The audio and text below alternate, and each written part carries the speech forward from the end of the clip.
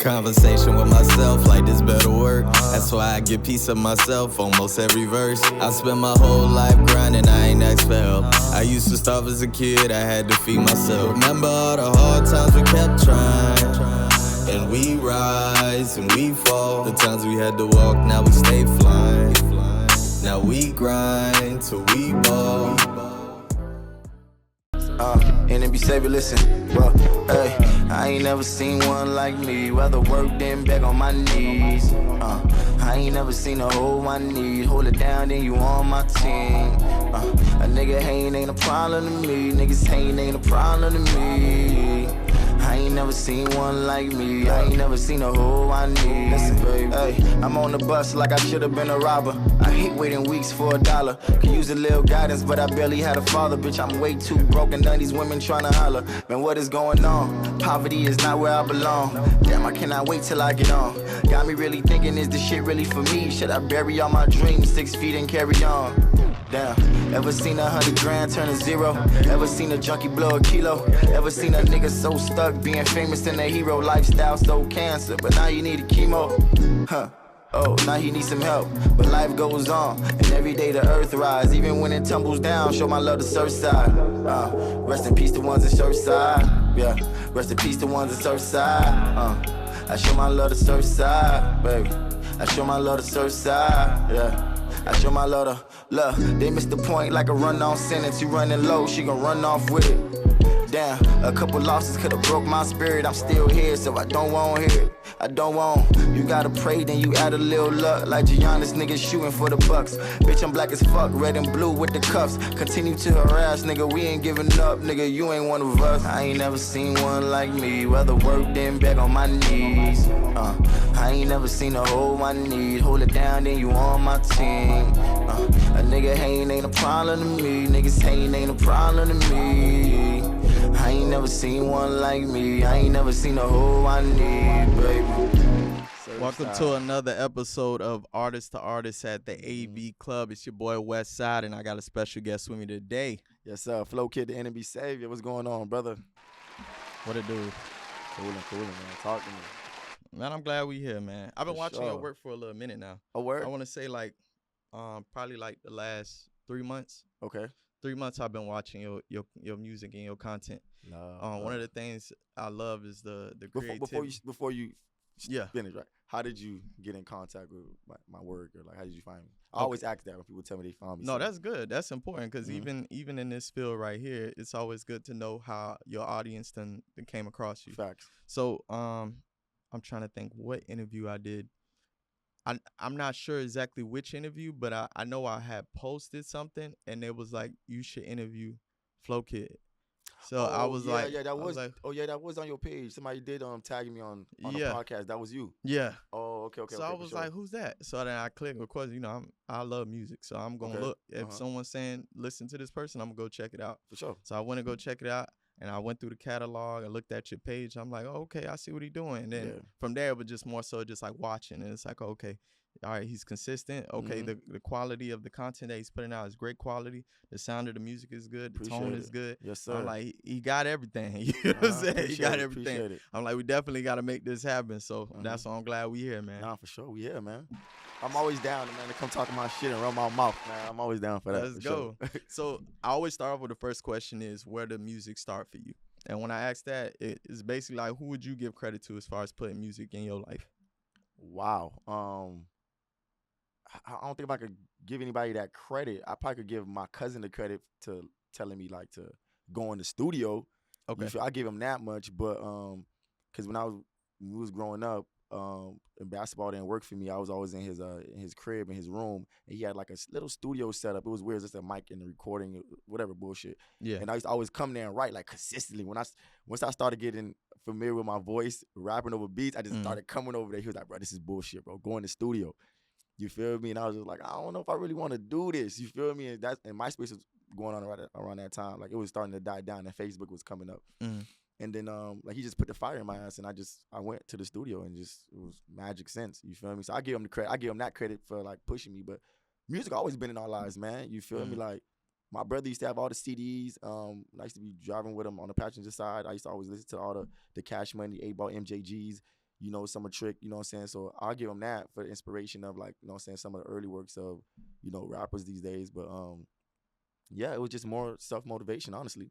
You feel me? Like, me just being a fan of music just made me wanna like, you know, try it out. You feel me? And seeing people like Iceberg and Young Feet early on was like, damn, the boys doing their thing, and seeing how much attention they had, I was like, man, maybe I could do that. You feel me? And seeing them at Rendezvous, the library, certain, you know what I'm saying, certain teen clubs that was going on around the time, I was like, yo, I could try that out. You feel me? And I just did it. You feel me? Shout out to Cuz and Bro. Yeah. So what I'm hearing is Bro was responsible as far as the music. Yeah. Cuz was responsible as far as getting you in the studio. Getting me in the studio, yeah. Telling me, get your ass out of this room, brother, and get in the studio. Yeah, I give him that much. You feel me? I give him that much. Okay, so as far as like your first studio session, do you remember like the song? Do you still got the song? I don't remember the song. I don't remember what I wrote about, but I know for sure it was probably like 2 freestyles that I did. And it was just me going in there. And I remember going in there, coming out with the, you know, with my MP3 on the CD and letting my dog DZ the Rapper, shout out to DZ the Rapper. Shout out to him. Listen to my songs. He was like, it's cool, but it's not mixed. I'm like, what is it mixed? I thought I just record and they just give it to me. Yeah. He was like, nah, it's not mixed. You got to go back and tell him you wanted, you know what I'm saying, get a pre-mix or a full mix, then a master. You feel me? And that's when I really started learning about studio sessions and how to record and all that stuff. So the more I went, the more I learned. You feel me? So I don't remember the first time. It was just going in there, recording, getting my bars off, and seeing what kind of artist I really wanted to be. Come to find out the artist that I actually winning was not the artist I am today. Crazy. Which is funny. That's the first lesson I think most artists learn is the difference in mixing and mastering. You know, a lot of times when you go in, especially if you start in like your dog crib, recording music, it's like, okay, this is good to go. You ain't even knowing like it's a whole different level when they mixing and mastering. So you know what I'm saying? And I learned that same lesson, like having some music, and I'm like, oh, I'm let my dog hear it. He like, that's cool. All right, so when you gonna mix it? And I'm like, you can tell you a rookie, like, oh, this shit garbage. This ain't mixed. They like, nah, this ain't mixed. You gotta go pay for that. So I'm like, oh, shit. Yep. You know what I'm saying? So, and then I wanted to go to the part that you were saying as far as like the studio, right? Do you remember like the first studio you went to? Yes, I do remember the first studio I went to, Audio Vision in North Miami on West Dixie Highway. I went there. Do I know the engineer? No. But I remember looking it up on Google. Yeah. And it was the closest to me. And I just went in there. It was plushed out, nice little studio. They revamped it though. It's still open to this day. They revamped it. And just being in there, I was nervous. You know, I just know I had a 2-hour session. Just get it in, get out. You feel me? I didn't even know how to take my time, brother. I was just like, man, let me just rock out and just see how I sound. You know what I'm saying? Especially in a professional setting. But yeah, Audio Vision in North Miami and West Dixie, man. Shout out to Audio Vision. They still open too to this day. Shout out to them.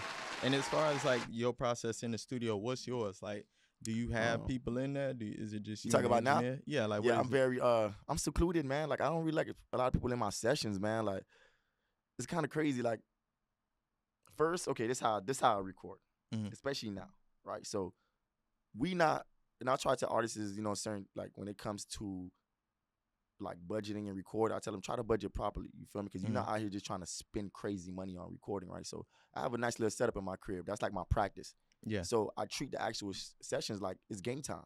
You feel me? So I practice at the crib. Then when I go to the actual studio session, it's game time. I got 2-4 hours because I don't record longer than like 4 hours. I don't like being in the studio for that long. You feel me? It starts to feel like work.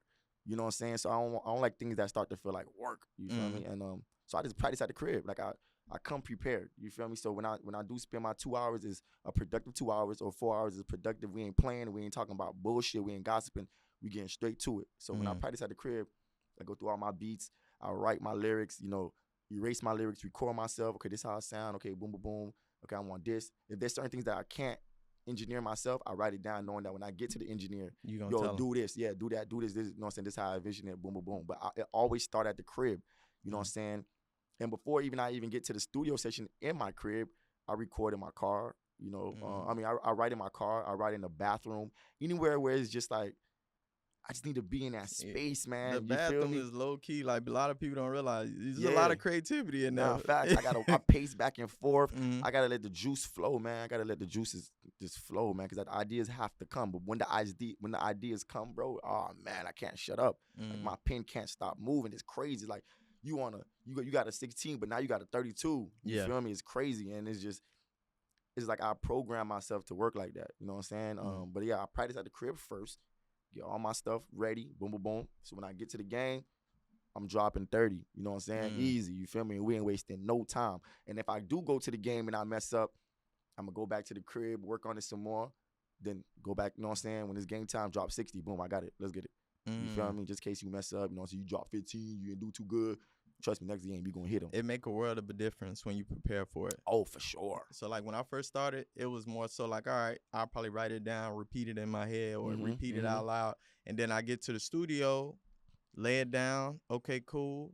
It sound one way in the studio. All right, they bounce the track out. You get to the car, you listening to it, and you like, so many things you could have said. Yeah, like, oh, I should have did this different. Yeah. I should have did this take over. Yeah. But it's all because you didn't have that preparation prior to you actually getting in the studio. Facts. And you went in there, and, you know, sometimes you need to warm up your vocals. You might go in thinking like, all right, I'm ready, but you're not necessarily ready. You might need to do a couple takes to really warm up your vocals so it can sound clean and stuff like that. Nice. So. And speaking of that too is like when I do certain records, like if I'm doing like a hyped up record compared to like one of those monotone, calm records, I do the hyped up records first. So when I get to the monotone, I could just be vibing. Like I can't go from calm to hype. I could go from hype to calm. That's how I record. It's weird.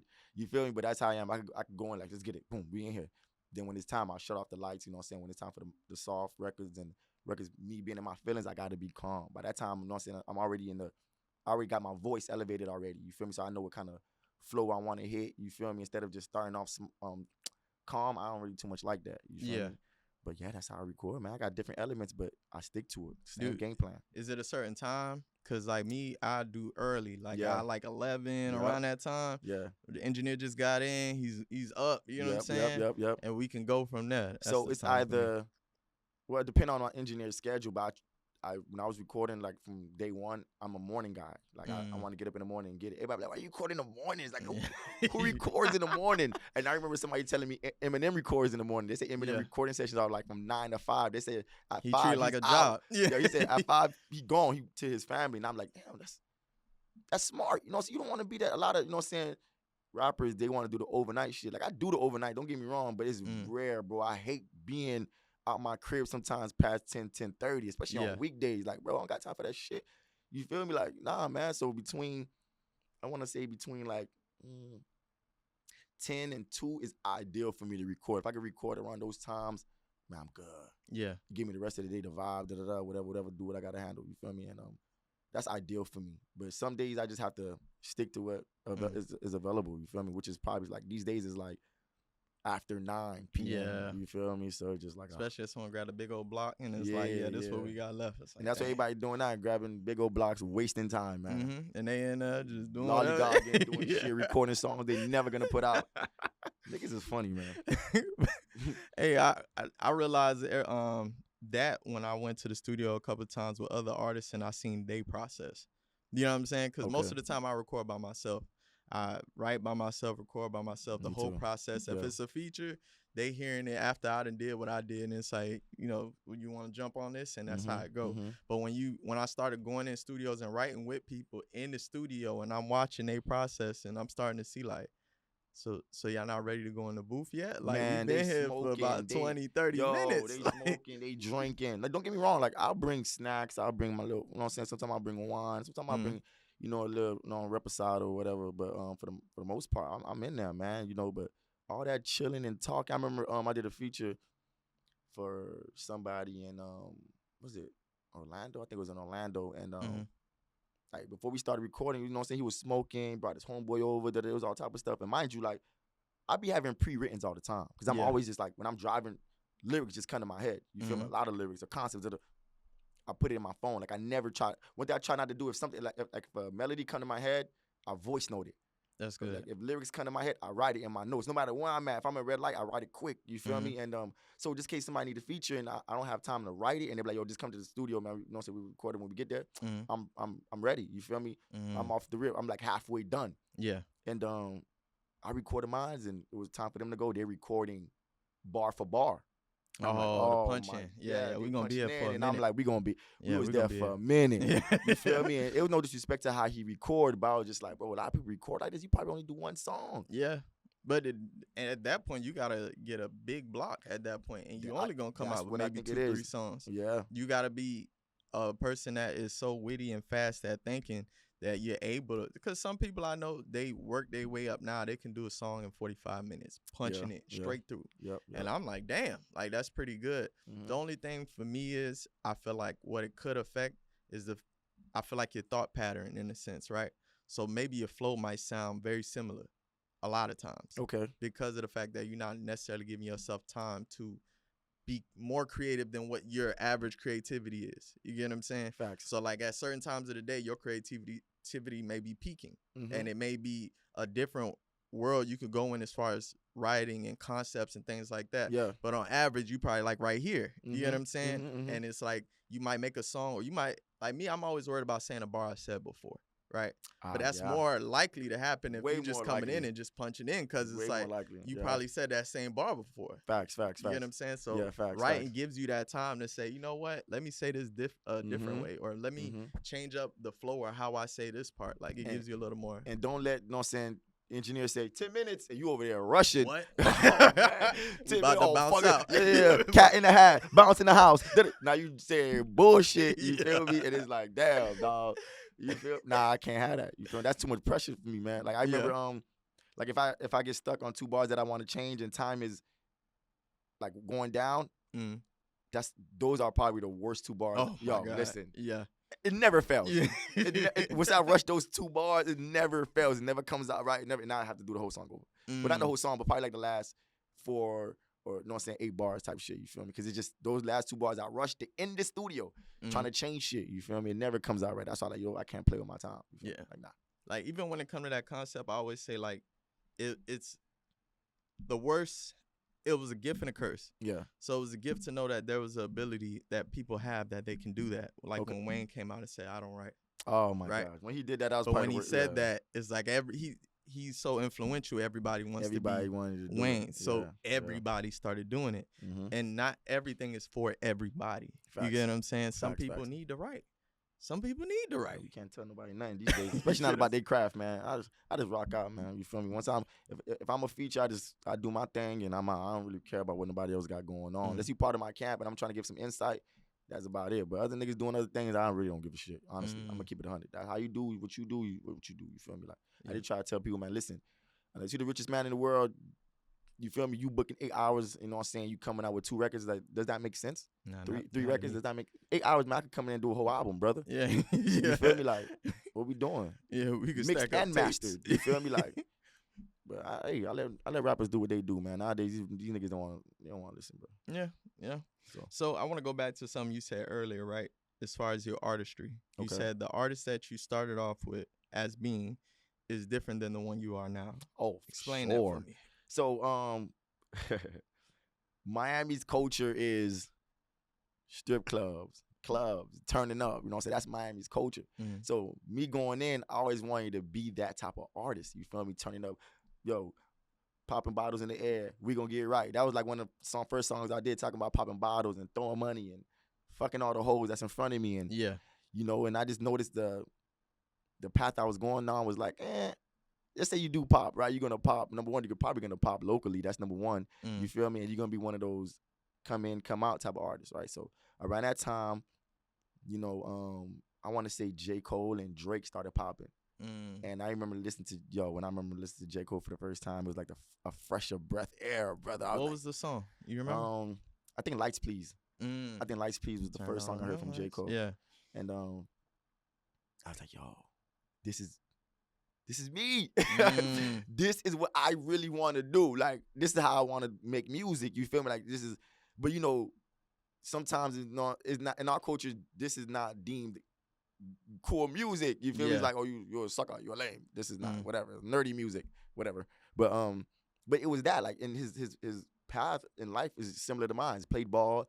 You know, didn't make it. You know what I'm saying? And started picking, you know, doing music and went to college, all that good stuff. You feel me? And he just talk about real shit. He just did something to me.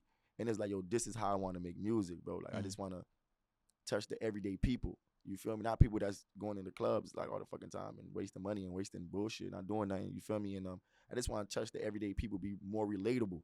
You know what I'm saying? Because a lot of us go through struggles. You feel me? But when you start rapping about going to the clubs, you can't rap about struggling and popping bottles. You can't do that now. You gotta be lit. You struggling to pop bottles. You know what I'm saying? Like I'm telling niggas I'm popping bottles with a dub in my pocket. Mm-hmm. How fake is that? Yeah. You know what I'm saying? Like think about it. And I'm like, I don't want to be a fake artist, nigga. I want to tell you that I got a dub in my pocket. Mm. You know what I'm saying? Like I'm catching the bus. Yeah.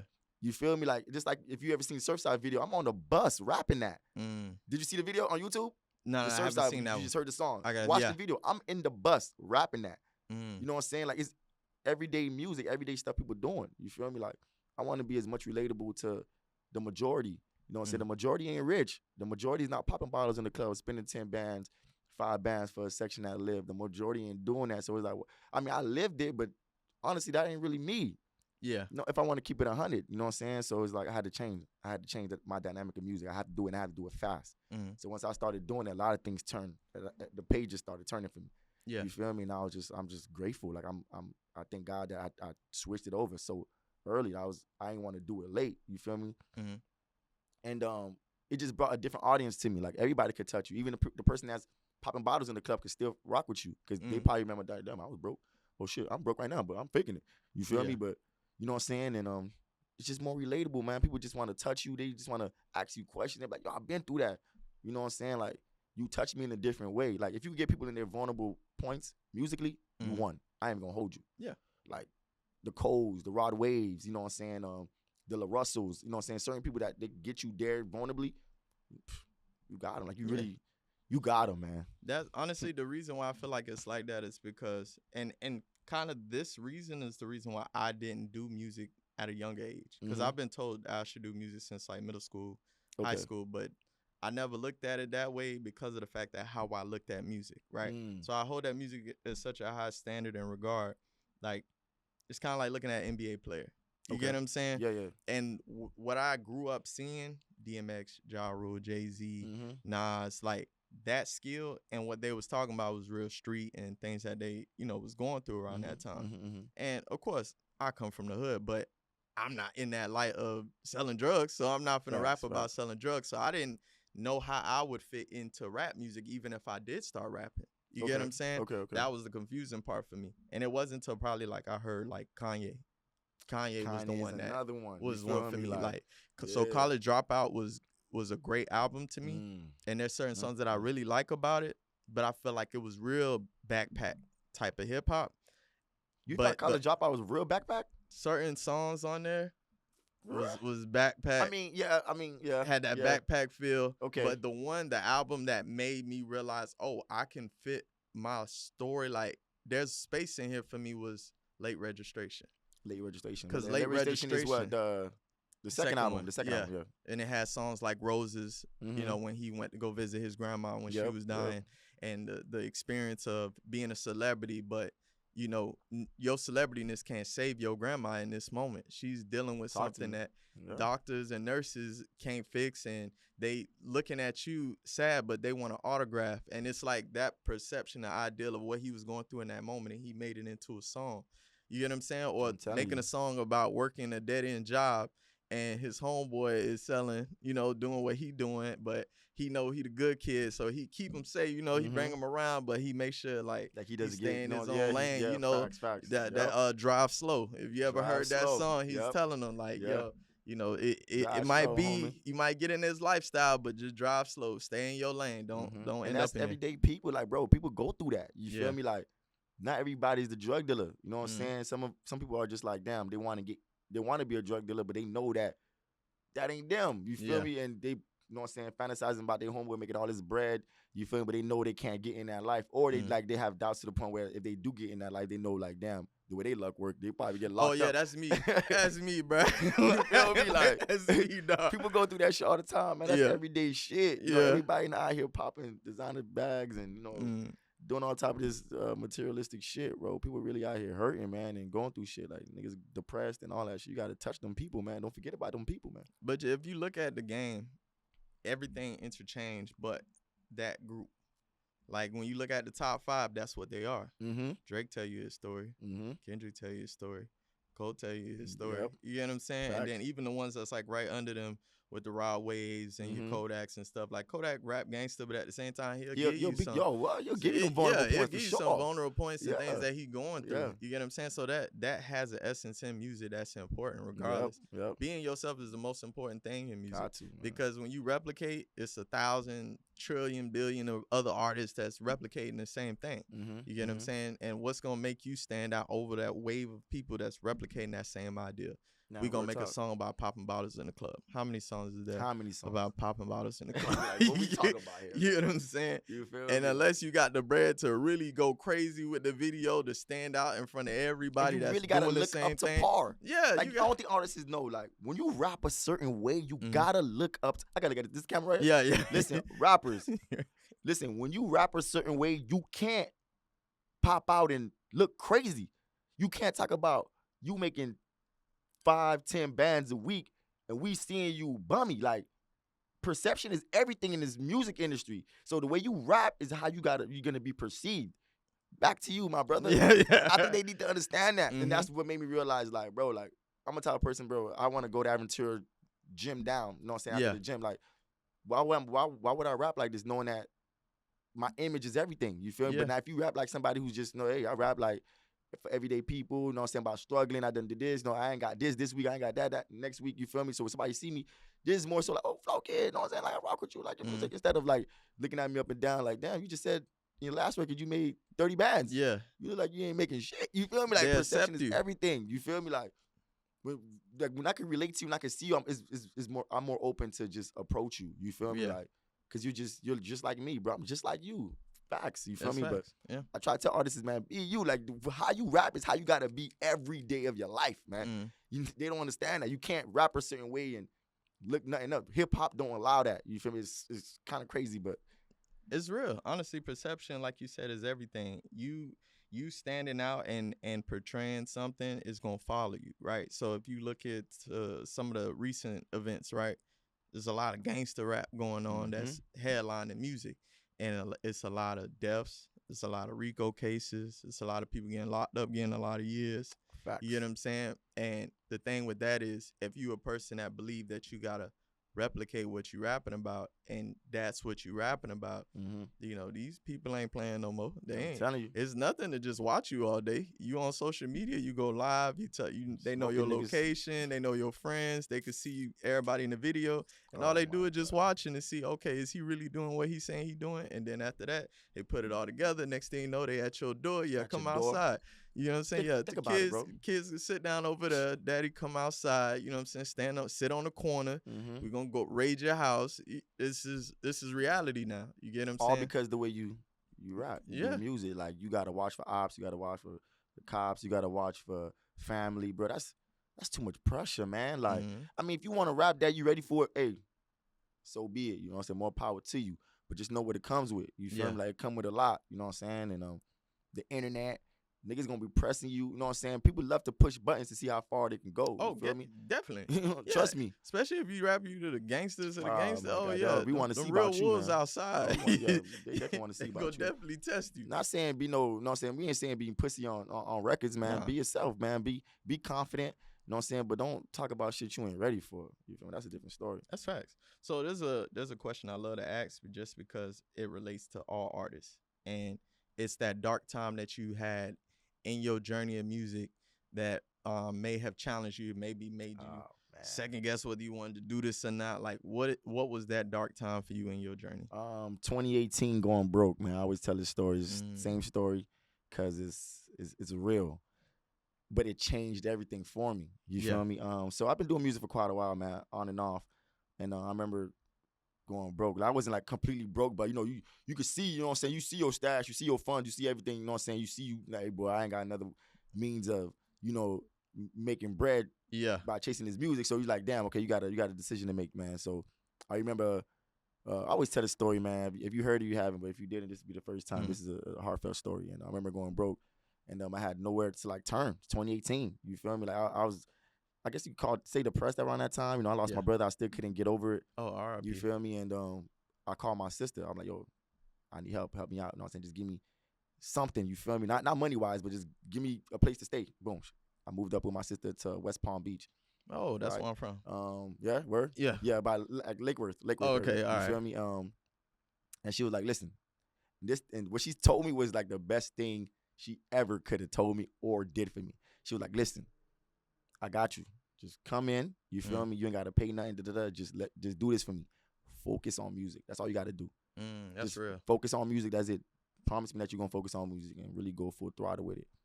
And I did. You feel me? And so living in Lake Worth, knowing all the action happened in Miami was a struggle. You feel me? And like I said, I wasn't completely broke. It's just that you broke. Like mentally, you're broke because you know you ain't really doing much. You feel me? Like, and your pride won't let you go get a job. You know, your pride won't let you do certain things. You just want to hustle all damn day. You feel me? And that was just all me, all ego driven, an idiot, dumb, whatever. You feel me? And so I was like, you know what? Fuck it, I'm hustling and going down to Miami recording. And by her lifting that pressure off my shoulder, you feel me? I got to it musically. So I started doing this thing called Practice on Weekends, where I was dropping all these freestyles on the weekend, different concepts, and, you know, just being consistent with it. You feel me? And it hit. Like, it really hit. You know what I'm saying? Then I dropped a single called Regal. Okay. And the Regal was based off, like, a card my brother gave me. You feel me? And 99 Jam started spinning it. You feel me? I think I won 99 Jam Artist of the Month. And then I lost in the finals against Tierra Trinice because she had a booming single, Fool Me Once, at that time. Shout out to Tierra Trinice. Shout out to her. You feel me? And everything just started happening. You feel me? Mind you, I got all this pressure off my back when it comes to like financial, you know, pressure. You feel me? And just everything started happening. I had a single booming. It's going on. Like it's raving through like the neighborhood locally. You feel me? I'm getting offers for tours. I opened up for this lady, this artist named Snow the Product, which she's pretty big. You feel me? I did the Florida leg for that. We did an independent tour from I think it was West Palm Beach, Atlanta, Texas, Austin, Texas. It was Denver, Colorado. I think I'm missing one more. But it'll get to me later. So everything started happening. I opened up for me, Rick Ross, and Spice official headline for FIU Bay Fest.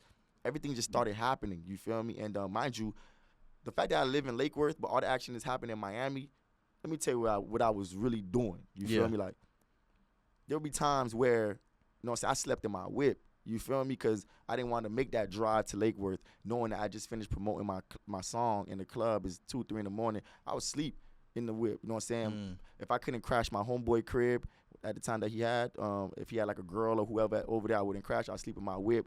When he gets up and go to work, I'll go to his crib and shower up and do it all over again. I repeated that shit for like 6 to 8 months. I repeated the same shit. Like, I don't think people understand, like, when you ain't got nowhere to go, you feel me? Like, you really, it gives you tunnel vision. Like, you really have tunnel vision. You really be disciplined. Like, it was no girls in my life for 6 to 8 months. I was really grinding, hustling, stacking my bread, whatever I was getting, and grinding with the music. You feel me? Like, I had nothing, just music to my name. You feel me? And it just elevated me, you know what I'm saying? Like, finding myself, I started meditating. That's when I really started getting into like meditation classes and stuff. You feel me? And trying to get there with God. I mean, I wasn't all the way there, but I was trying to get there with him. You feel me? Just finding my sense of purpose, you know what I'm saying? And so between 2018 and 2019, I did 54 shows. 54 shows, damn near 85 of them was paid. 85% of it was paid. Puma was my biggest deal. You know, I ain't gonna, you know what I'm saying, tell them how much they pay me, but it was like, yo, like 54, all accounted for, dead ass. You feel me? And I was like, yo, it's about that time. Like, my name just started sizzling. It's about that time. You feel me? And but up until 2020 when COVID happened and I really couldn't, you know what I'm saying, I guess move around as much. But it was like Love and Hip Hop. I had interviewed by Love and Hip Hop, and I interviewed by a Netflix rap show. I forgot what. I think the one with Chance the Rapper. Oh, yeah. I remember that so one. Yeah, they interviewed me too. I remember when they sent me the email. I'm like, yo, this is fake. I'll tell my manager, this got to be fake. But I looked up the person who was the producer name, and they were right there on LinkedIn. Yeah. And I remember asking her questions like, yo, where did you find me? She's like, we just hashtag Miami top artists and you came up and all this stuff. But all that comes from like between 2018 and 2019, me just grinding.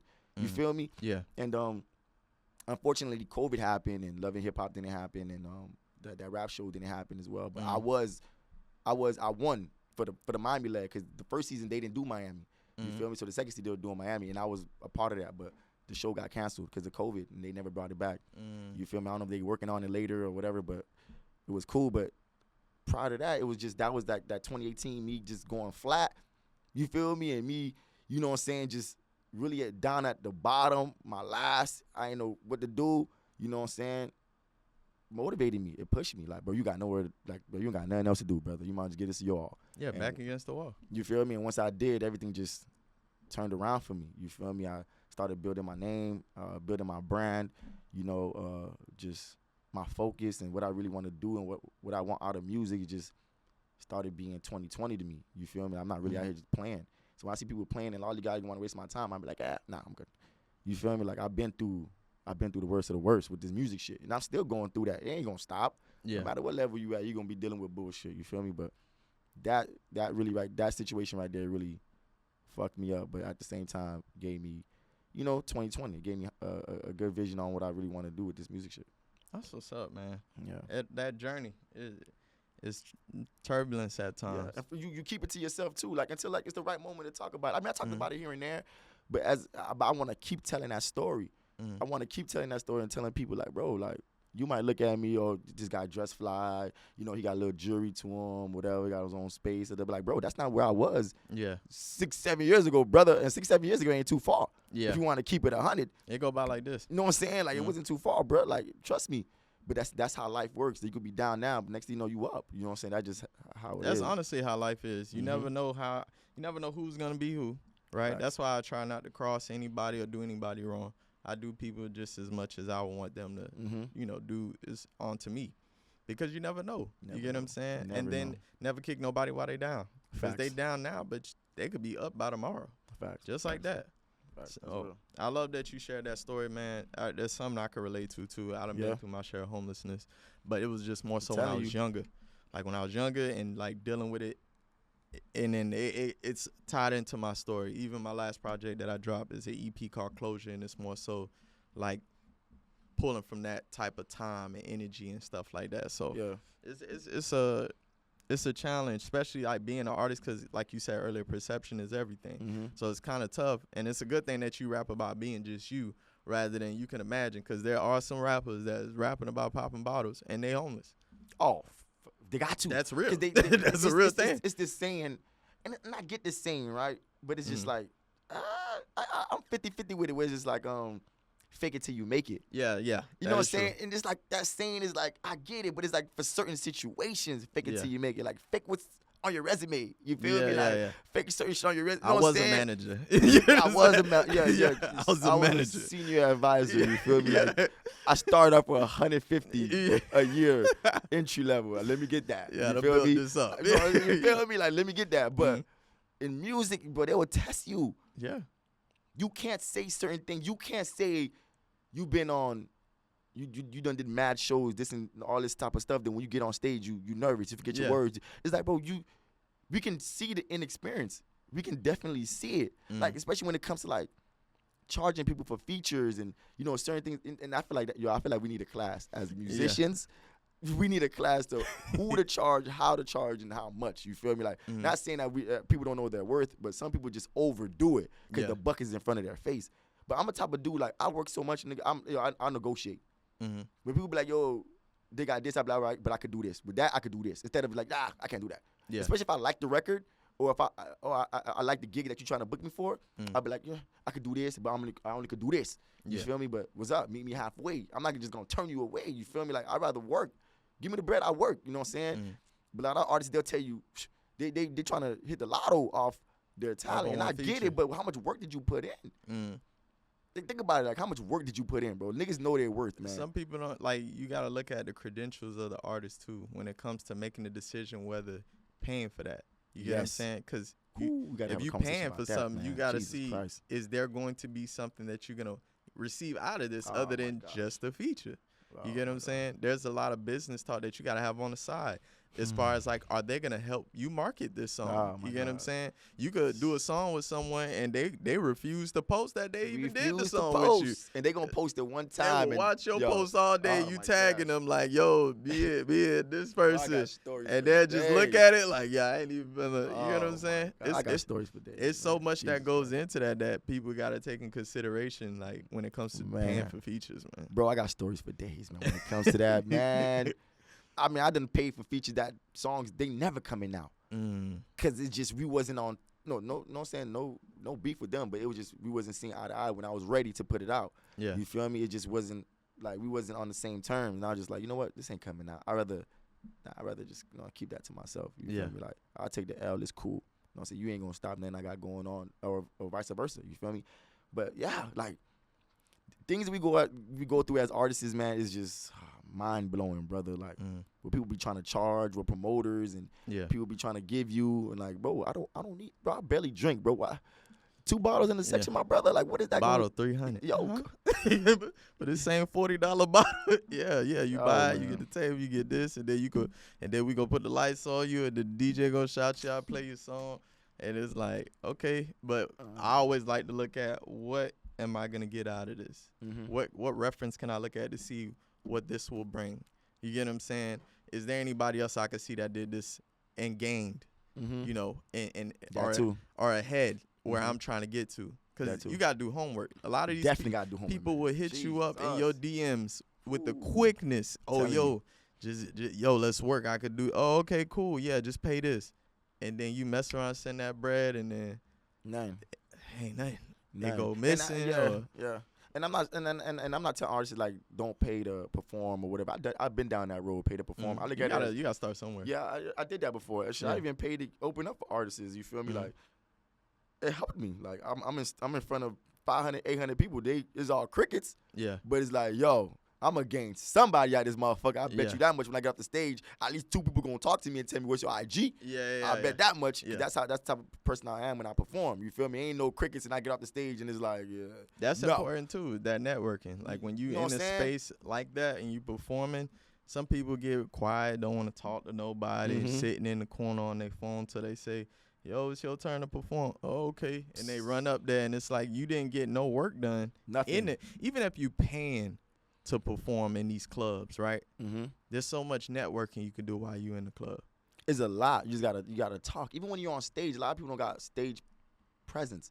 They're not even talking. Bro, you literally are in front of 300 to 500 people. Like that's a blessing. Yeah. And you're on the stage. You can't grab them. If you can't grab them, there's something wrong with you. You feel me? Like I remember when I was on tour with Snow the Product, and I was like, man, I gotta get some out of these shows, man. I can just go up the stage and no followers, don't let that. I remember I started doing this thing at the end of my show where it's like, all right, man, appreciate y'all for, you know what I'm saying, for the time y'all tuning in to me performing. I just want to, you know what I'm saying, bless 3 people with a drink at the bar. Everybody follow me right now. Yo, everybody said, I'm trying to get a drink. The first 3 people I see that follow me, you in the crowd, I'm going to shout your name out right now. Just meet me at the back bar. Man, my DMs and my following, crazy. Like, I'm leaving here with something. Yeah. You finna get a drink, but I'm finna get 50 followers right now, brother. Exactly. And you know what I'm saying? I remember doing that. You got to figure out a strategy. You just got to figure something. Like, just don't go perform and you going to the crib. It's content something. You feel me? Like, you got to leave with. So what Denzel said, I'm leaving here with something. I'm leaving here with something. I'm from around the way. You know what I'm saying? Something. You feel me? Imagine you paying for, you know what I'm saying, open up, which I didn't pay to open up for Snow the Product, by the way. They just came and got me. It's like, but you like, yo, I'm paying for travel, gas. I had to get a rental, hotel. I did all to feed myself. Yeah. That's all investing. You feel me? So it's like, bro, I'm leaving here with something, man. I don't give a fuck. You know what I'm saying? A feature from Snow the Product, something. You know what I'm saying?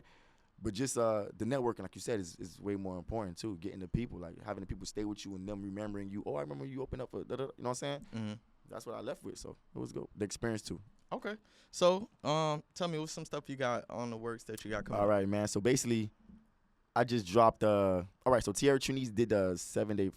Tierra Tunice is one of the dopest artists from Miami. By the way. I noticed she was on your podcast too. Yeah. I vouch for it heavy, man. That's what artists got to do. When it's genuine, you vouch for who's genuine. I don't just say people's names just to say people's names. I'm not really with the fake unity stuff. You feel me? Like, if you genuine, I shout you out. And Tierra Tunice has been genuine with me since day one. You feel me? And she did a 7-day freestyle thing, and I remember jumping on her live, and she challenged me to do it. And I'm like, yeah, I'm gonna do it. Okay. That was just me. I'm like, yo, I'm gonna do it. Never did it. Like, I was just like, I never thought like I was gonna do it until I was just like, what you got to lose, brother? You ain't putting nothing out. You ain't doing nothing. Yeah. Just do it. And I was like, okay, if I do it, I don't want to just do it. If I just want to have your own look to it. Yeah. So I was like, you know what? I'm gonna drop a freestyle. I asked a lot of people on my Instagram for beats, suggestions, or whatever. I took a couple from them, and I just came up with concepts. You feel me? I got the camera, tripod, which is probably one of the best investments out there. Artists, if you ain't got nobody around, you get a tripod, brother. And it ain't that expensive. It ain't that expensive. All you need is this and a tripod. You already got the camera. This and a tripod. I swear to God, that's all you need. If you ain't got this, then I really don't know what. Yeah. I really can't help you. Ask your homies. Yeah, ask your friends. Somebody yeah. might be creative to be able to help you around. Facts. Luckily, I got this and a tripod and the camera. You feel me? And I got the work. You feel me? And if you look on my Instagram, last 7 days I just been dropping freestyles. You feel me? And one of them hit. Like one of them, DDG reposted and you feel me and show love to it. You feel me? That shit got probably 170,000 views. It went crazy. You feel me? And all of them just gaining traction. You know what I'm saying? But that's not the end of it though. You feel me? You take the ones that's it's a math to this. See, being an artist is not just rapping on beats. It's more than that. See, doing the music is only, to me, I feel like it's only 5% of the work. 10%, I give you 10% because you still got to make decent music. The rest is not. The rest is grinding. You really got to grind and push it out. Marketing, promotion. So you take, see, the thing about the 7-day freestyle, like me, by pushing it out, I can see like what everybody likes. Take the best ones, promote, advertise the best ones. That's all you got to do. You're going to find your fan base, you feel me? And you just make it do what it do. It's gonna work itself off the rip. You feel me? Because all of them not going to hit. But you get to see what hit and what doesn't. So now you take, okay, now I can make music similar to this. Original music similar to this. You feel me? You just got to play your cards right. Advertise, promote, gain new followers. It's all about gaining new followers because the ones that's here are already there. Yeah. You feel me? Pay attention to them too, don't get me wrong, but it's always gaining. You got to keep gaining. You feel me? So by me doing that, it helped me be consistent, knowing that, okay, I got something. It's like self-motivation that, I got something. Don't forget that you got something, bro. You got a talent here, man. People want to see it too. Like, feed the people that want that, you feel me? Like, and feed yourself. Like, don't be one of those lazy artists, bro. Like, because I get lazy sometimes. I'm not going to lie to you. Yeah. There be times I don't want to do music. There be times I'm like, I'm giving myself out too much to the internet, and I don't like that. You're exerting a lot of yourself into the algorithm. Yeah. But guess what? Nobody cares, work harder. You feel me? That's the name of my album that I got coming out. So that's what I was gearing all of this towards. You feel me? Nobody cares, work harder is. I love that name. You know what I'm saying? Like, because it's true. Nobody want to hear that sad shit, brother. We need this for the music. Yeah. You feel me? Like, oh, they'll show empathy here and there. Oh. They all tend to the next thing smoking. Nobody cares, bro. You got to keep working, especially if you really want it. What we really doing this for? You feel me? Around the time I was recording the freestyles, my grandfather died. You know what I'm saying? It put me in a deep place.